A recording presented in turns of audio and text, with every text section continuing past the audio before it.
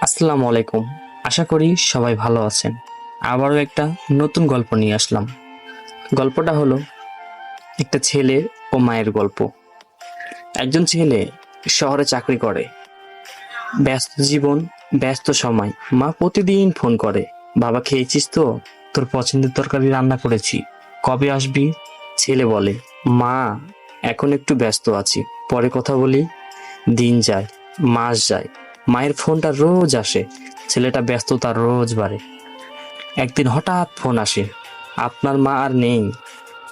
শেষ সময়টা বারবার বলছিলেন, একটাবার আমার ছেলেটাকে দেখতে চাই। সে কথাটা শেষ করতে পারেনি। ছেলের ফোন তখন সাইলেন্ট ছিল। মায়ের নামটা আর কখনো স্ক্রিনে বাজবে না, শুধু থেকে যাবে একটা মিস কল। এবার আর সেই নামটা বাজবে না, শুধু মনে বাজবে। প্রতিদিন প্রতিটা নিঃশ্বাসে। ফোনটা ধরো, প্রতিদিন না হোক, একবার তো হতে পারে। কারণ একদিন ফোনটা বাজবে না, শুধু আফসোস বাজবে তোমার বুকের ভিতরে। আপনার যদি গল্পটা একটু ছুঁয়ে যায়, তাহলে আমার এই ছোট্ট চ্যানেলটাকে একটা সাবস্ক্রাইব করে পাশে থাকবেন। আপনাদের ভালোবাসায় আমার শান্তি। ধন্যবাদ।